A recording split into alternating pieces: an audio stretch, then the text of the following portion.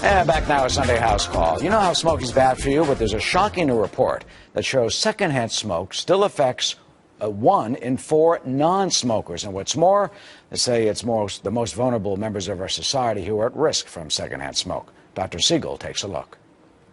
Rates are alarmingly high among certain populations. So there's currently about 58 million Americans, including 15 million children, that continue to be exposed to secondhand smoke. The CDC says there is no safe amount of secondhand smoke.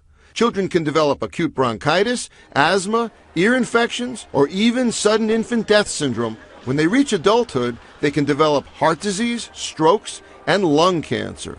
Worst of all, they are likely to role model their parents and become smokers themselves. Dr. Suzanne McCauley, Chief of Pulmonology at Lurie Children's Hospital of Chicago, has many years of experience treating sick children who are victims of secondhand smoke.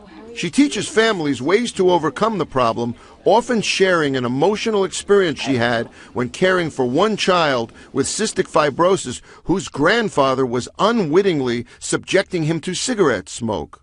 I said to him, well, I know that your smoking affects your health, but did you know that it affects your grandson's health? And he was not aware of that. And as soon as he learned that, he made a commitment to quit smoking. He quit smoking, and he's been smoke-free for over 10 years. You know, Dr. Samadi, you hear about secondhand smoke, but man, you don't know specifically how it can affect children.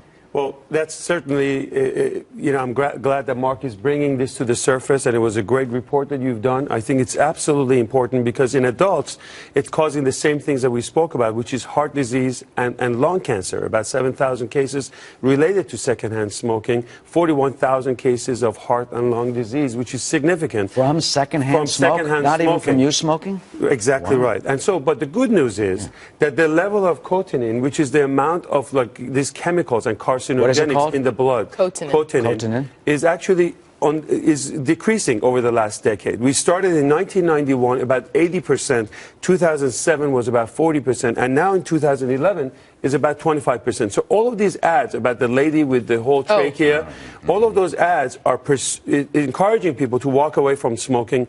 Make sure that if you haven't started, to quit smoking, educate your children to look out for this secondhand smoking.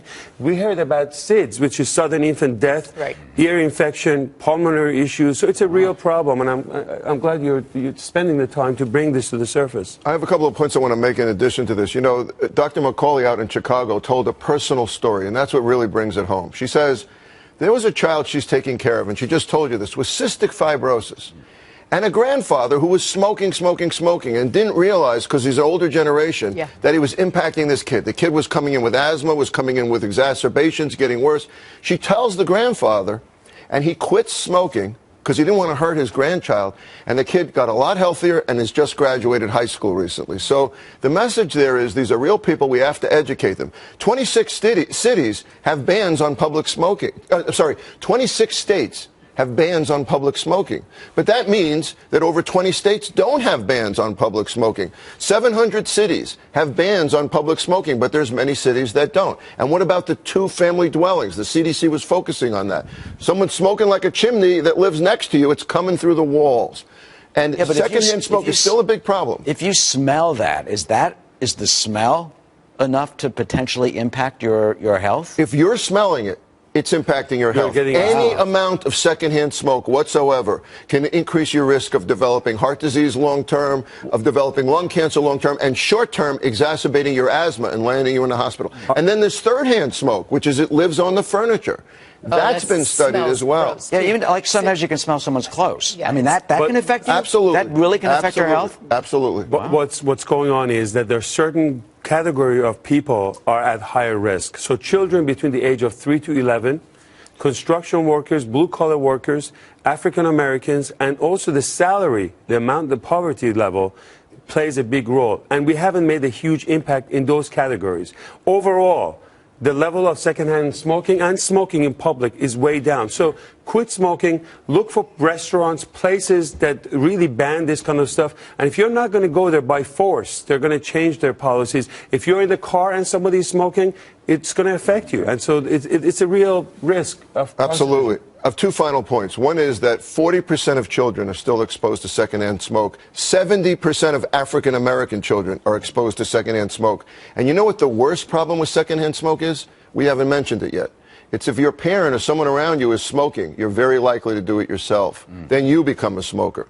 Yeah, so teaching your children not to start and be a role model is exactly what you're trying to bring in. I think you were going to make a comment about this. No, I was just going to make a comment that, you know, like if you do smoke, you may have a residual effect. You could have stopped smoking 20 years ago and you still end up with lung cancer. Can that happen with secondhand smoke? That's a great point, because once you quit, it may take about 10 to 15 years before the effect of this really wears off. And we always talk about lung cancer, but even in urology, we see a lot of bladder cancers, we see kidney cancer that can come, and many other diseases. So please, if you haven't started, don't start. Quit smoking. Arthel, here's a dramatic statistic. It wears off, but it doesn't wear off completely. You're still down the line. I have to check you. If you smoked 20 years ago, I still got to check. If you didn't smoke, secondhand smoke. It doesn't wear off. But if none of it wears off, but it diminishes over time. But here's a dramatic statistic that will get people to quit.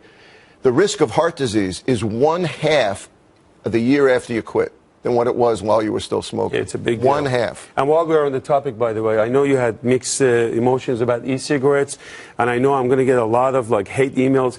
Don't go to e-cigarettes as a segue to quit, because that's just going to take you to whole different things. E-cigarettes is still controversial. We still don't know the data on that, so don't get into the whole e-cigarette business. All right. Well, I have found that it works in some smokers. Well, we can debate about that. Just don't fight. All right.